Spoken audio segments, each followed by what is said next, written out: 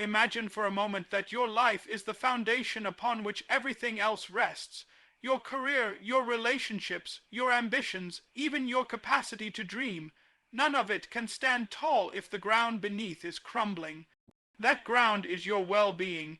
Too often, we treat ourselves as though we're machines, expected to run endlessly without pause, without fuel, without maintenance.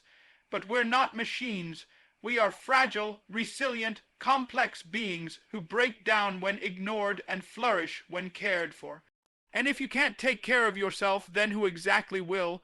You owe it to yourself here and now in 2025 to prioritize your well-being above all else. This isn't about indulgence, it's about responsibility. Because if you neglect your health, your energy, your mental clarity, you're not just sabotaging your own potential, you're sabotaging the contributions you could make to everyone else around you. Think about it. When you are exhausted, bitter, distracted, when you carry stress like a weight strapped to your chest, how much of yourself do you really bring to your family, to your work, to your vision of the life you want? Not much. But when you are rested, nourished, present, when you're aligned with yourself, you become someone capable of carrying far greater weight. Someone who can actually rise to the challenges life throws at them. So, where does that responsibility begin? It starts with the simplest of things, the things you already know but consistently push to tomorrow. Sleep, diet, movement, reflection, these are not luxuries. They are non-negotiables. 8 hours of sleep is not wasted time. It is an investment that pays exponential dividends in focus, creativity, and resilience. A meal that fuels your body instead of poisoning it with quick fixes and sugar crashes is not an inconvenience. It's a deliberate choice to honor your future self. 10 minutes of daily exercise, of moving your body as it was designed to move, is not optional. It's the bare minimum for the privilege of carrying yourself into old age with dignity, and setting aside moments for silence, for stillness, for reflection. Whether that's journaling, prayer, meditation, or just breathing. These are the anchors that prevent your mind from drifting into chaos. The danger of neglecting your well-being is subtle at first. You tell yourself you're fine, you power through.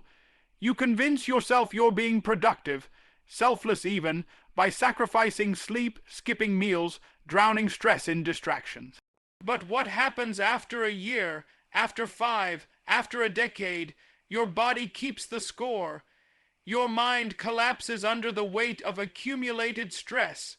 You wake up one day and wonder how you became someone you no longer recognize. And that is the tragic fate you must fight against. Not with grand gestures, but with consistent discipline. In 2025, the distractions are louder, the pace is faster, the temptations to ignore yourself are everywhere. But ask yourself, who benefits if you burn out? Who wins if you wither away? Not your employer, not your loved ones, not you. The only one who benefits when you sacrifice your health is the very chaos that wants to keep you small and powerless. By contrast, when you decide that your well-being is worth protecting, you reclaim authority over your life. You say to yourself, I am not a slave to exhaustion. I am not a slave to noise. I will not destroy myself in pursuit of approval. I owe myself better than that, and so the question is not whether you have time to prioritize your well-being. The question is whether you can afford not to, because your life, your dreams, your contribution, your joy, all of it flows from the vessel of your body and mind. If you do not care for that vessel, everything else collapses. But if you do, if you build the discipline, the courage, the responsibility to put your well-being first, you will discover a foundation so strong that nothing, not setbacks, not disappointments, not the chaos of the world, can take it away. You owe it to yourself in 2025 and beyond to rise each day with the strength of someone who has chosen to care for themselves, not as an act of selfishness, but as an act of necessity. Because when you honor your well-being, you don't just survive, you create the conditions to truly live. And that is the debt you must pay to yourself. Growth is not optional. It's the price you pay for staying alive in a world that refuses to stand still. Look around you. Technology is advancing faster than you can keep up with. Entire industries rise and fall in a decade, and the expectations placed upon you in 2025 are not the same as they were even 5 years ago. If you stand still, if you cling to what you knew yesterday as though it's enough for tomorrow, you will be left behind, and deep down you know this. You owe it to yourself to invest in growth, to continuously expand your skills, your mind, your character, because the alternative is stagnation, and stagnation is slow death. The trap so many fall into is the illusion of permanence. You graduate, you get a job, you pick up a routine, and you begin to believe you've arrived, that you're done, that learning is for students and growth is for the young. But that illusion will betray you. The world will shift beneath your feet, and when it does, the stability you thought you had will crumble. The antidote is to remain a student of life, to treat every day as an opportunity to sharpen yourself, to make yourself a little stronger, a little wiser, a little more capable than you were yesterday. Think about the areas of your life right now where you feel stuck, frustrated, maybe even powerless. Those aren't permanent prisons. They're signals, reminders that you've hit the ceiling of your current knowledge or skills. If your career feels stagnant, it's probably because you haven't invested enough in becoming indispensable, in acquiring the tools that would elevate you. If your relationships feel shallow, maybe it's because you haven't grown in empathy, communication, or patience. If your sense of purpose feels shaky, it could be because you've neglected the growth of your inner life, your values, your vision, your discipline. Growth is always the answer, and it's not convenient, it's not comfortable, but it is absolutely necessary. The question then is not whether you should grow, it's whether you are willing to pay the price of growth, because it always demands a cost. It demands time that you'd rather spend on entertainment. It demands effort when you'd prefer comfort. It demands humility, the willingness to admit that you don't know as much as you think you do. And it demands courage, because growth means stepping into the unknown, where you risk failure, rejection, even ridicule. But what's the alternative? To remain the same person year after year, while the world evolves and your potential rots away unused. That's a cost far greater than the discomfort of growth. And growth doesn't have to mean reinventing yourself overnight. It means deliberate, consistent investment. Read books that challenge your thinking instead of only reinforcing it. Seek mentors who are further along the path and humble yourself enough to listen. Learn a skill that scares you, that forces your brain to build new pathways. Surround yourself with people who lift you higher, who won't tolerate your excuses, and when you fall short, and you will, treat failure not as a verdict, but as feedback. Failure, in fact, is one of the greatest investments in growth you can ever make, because it teaches you lessons success never could. But growth isn't just about utility. It's not only about securing a better career or a safer future. It's about dignity. It's about knowing that you refused to waste the incredible potential inside you, that you took the raw materials life gave you and forged them into something greater, that you lived in pursuit of your highest self instead of settling for mediocrity. There is honor in that pursuit, and there is tragedy in refusing it. So ask yourself, are you willing to remain the same person a year from now, or will you demand more of yourself? Because growth isn't something someone else can hand you. It's a responsibility only you can accept. The world will keep moving whether you choose to or not. But if you choose to grow, you won't just keep up with it. You'll rise above it. You'll shape it. And that is why in 2025, more than ever, you owe it to yourself to invest in your growth. Because the greatest tragedy would not be that life is hard, but that you remained small when you had every chance to become more. Success is one of those words that everyone uses, but few people ever stop to question. You've been fed definitions of success since you were a child. Grades in school, trophies in sports, titles at work, numbers in a bank account. The culture around you never stops shouting, "This is what success looks like, this is what you should chase, this is what matters." But here's the problem: those definitions were never written with you in mind. They are mass-produced templates designed to measure compliance, not fulfillment. If you blindly accept them, you may achieve everything the world tells you to achieve and still feel empty, still feel like an imposter in your own life, and that's a tragedy, because real success is not something you inherit from society. It's something you define for yourself. The danger of letting others define success for you is that it keeps you perpetually restless. You get the job, but it's not prestigious enough. You make the money, but someone else makes more. You build the life you thought you wanted, but it feels strangely hollow. Why? Because it was never your dream to begin with. It was someone else's dream, someone else's checklist, someone else's scoreboard. And when you play a game designed by someone else, you never truly win. You just exhaust yourself trying. Defining success on your terms doesn't mean lowering the bar or dismissing ambition. It means asking deeper questions. What do you value? What matters most to you?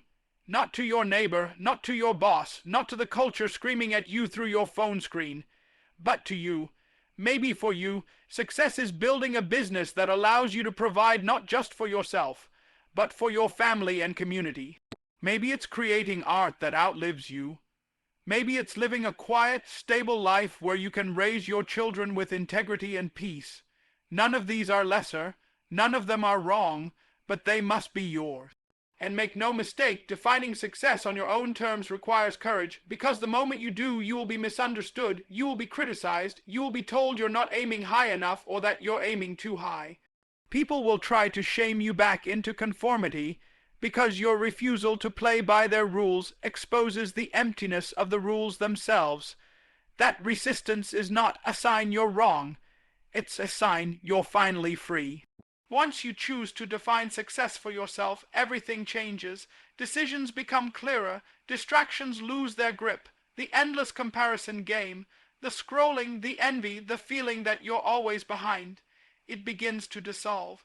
Because if success for you is writing a book that helps one person heal, why would you measure yourself against someone who sells millions of copies but speaks to no one soul? If success for you is being present for your children, why would you envy someone working 80 hours a week to afford a lifestyle they don't even enjoy? When you define success on your own terms, you step out of the rat race and into a life of alignment. And here's the paradox: when you live from that place, you often achieve far more than you would by chasing someone else's vision. Why? Because energy flows where purpose lives. You are no longer dragging yourself through obligations. You are no longer chasing approval. You are propelled by something deeper, your values, your authenticity, your calling. That kind of drive is unstoppable because it's rooted in who you truly are, not in the flimsy rewards dangled in front of you by the world. So in 2025, as the noise grows louder, as the comparisons grow sharper, as the pressure to conform grows heavier, you must remember this: success is not out there, it is in here. It's not measured by what others applaud. It's measured by whether you are living in alignment with the person you know you are meant to become. If you ignore that truth, you may win the world and lose yourself. But if you honor it, you'll discover a success so profound that no critic, no failure, no fleeting standard can take it away, and that is the only kind of success worth pursuing. Time is the most precious resource you have, and yet it's the one you squander the easiest. Money can be earned back, possessions can be replaced, even opportunities can circle back in unexpected ways. But once time is gone, it is gone forever.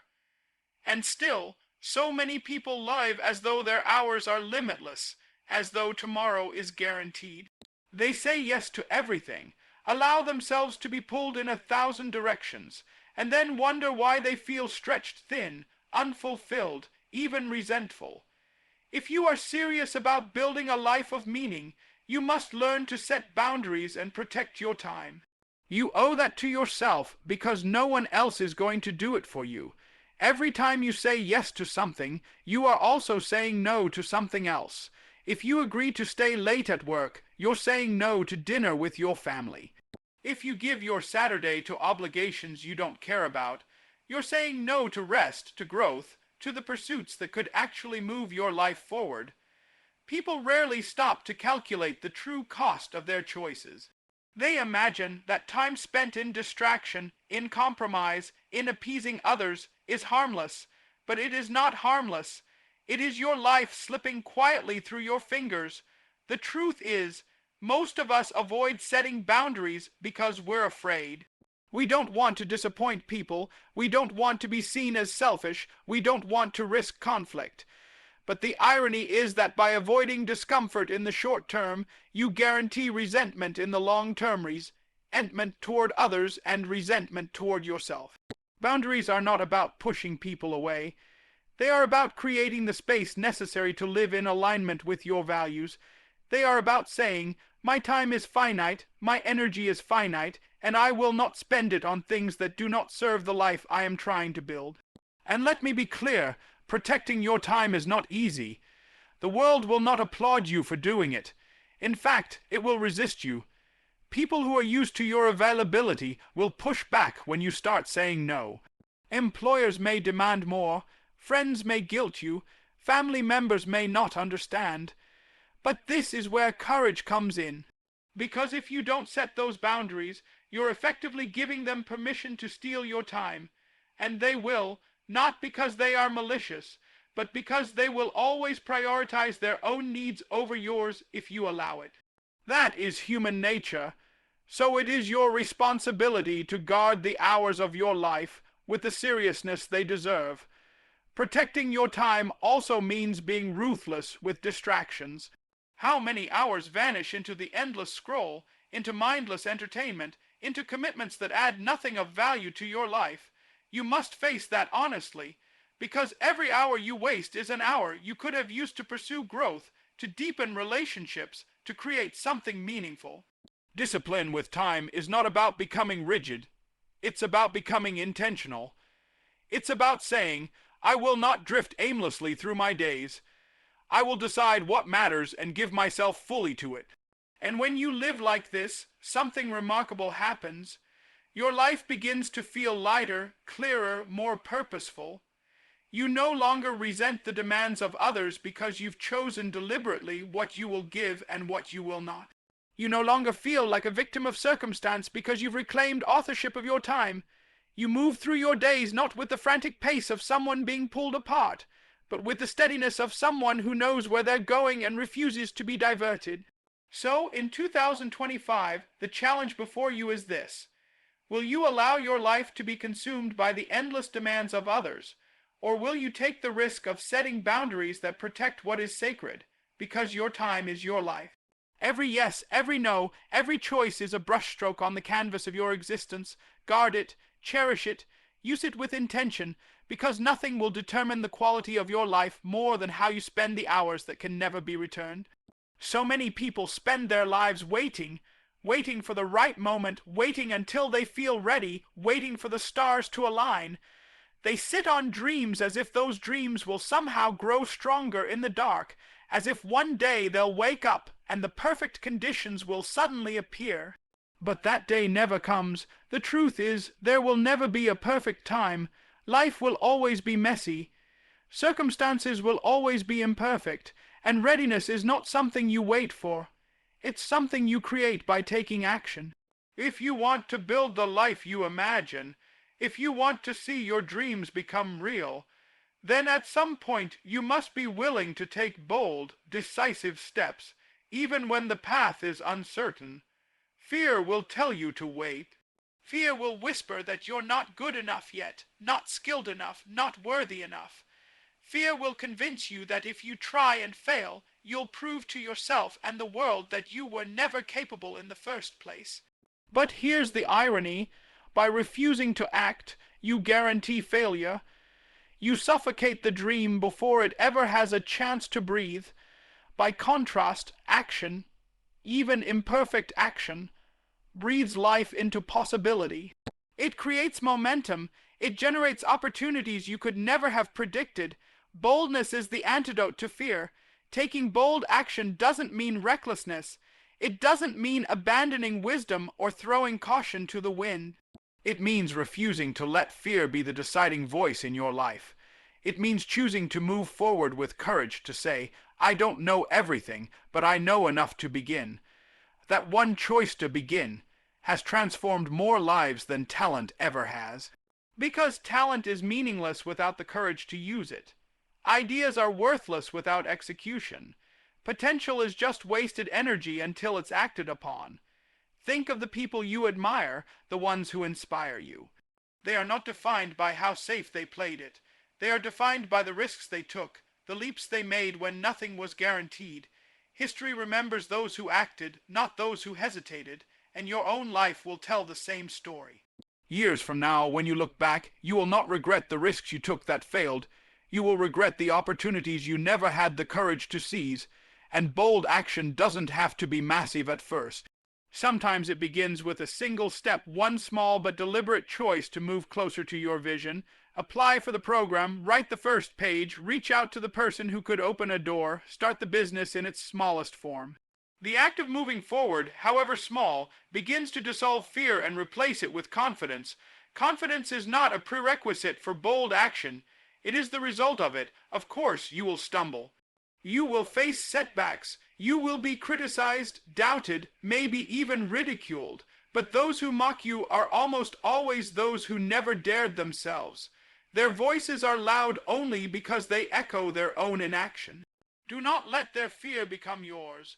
Every failure is not an indictment of your worth, but a step in the refining process. Every setback is teaching you resilience, adaptability, strength. If you stay in the fight, boldness itself becomes your teacher. This is your life, this is your year, and your dreams are not just luxuries. They are responsibilities. They are the callings placed on your soul, and to ignore them is to betray yourself. You will never know how far you can go until you take the leap. So stop waiting, stop hesitating, stop bargaining with time as if you have an endless supply of it. In 2025, the challenge is clear. You owe it to yourself to step into the unknown, to embrace the risk of failure, to act with boldness toward the life you've imagined. Because the tragedy is not in falling short. It is in never daring at all, and your dreams will not wait forever. One of the most overlooked truths about building a meaningful life is that progress is not just about how far you still have to go. It's also about recognizing how far you've already come. Too many people are locked in a relentless cycle of striving. They hit one goal, and immediately their eyes shift to the next. They accomplish something that once seemed impossible, and instead of pausing to honor it, they dismiss it as ordinary, almost meaningless. The danger in living like that is simple. You rob yourself of the fuel that makes the journey sustainable. You drain the joy from your own achievements, and you create a life where nothing is ever enough. Celebrating your progress is not about arrogance or complacency. It's about balance.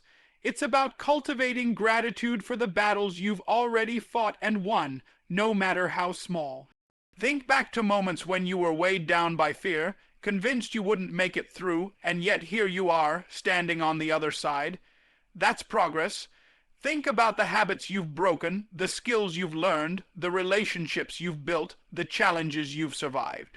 Those are not minor details. They are victories, each one proof that you are capable of more than you once believed. To ignore them is to blind yourself to the evidence of your own resilience. There is a discipline in celebration. It requires you to stop moving long enough to take stock of your growth. That might mean journaling the milestones you've reached, no matter how small. It might mean sharing a moment of gratitude with those who supported you. It might mean simply pausing in silence, breathing deeply, and acknowledging that you are not the same person you were a year ago, or even a month ago. Celebration turns abstract progress into something tangible, something your mind and spirit can recognize. And when you celebrate, You rewire your brain to see yourself as capable, as someone who can move forward again. Without that, you risk collapsing under the weight of your ambitions. Because if you only ever focus on what you haven't done yet, the gap between who you are and who you want to be will feel like a canyon too wide to cross. But if you remind yourself that you've already crossed countless smaller gaps before, the canyon shrinks into a bridge you've proven you can walk. Celebration is not a luxury, it's a weapon against despair.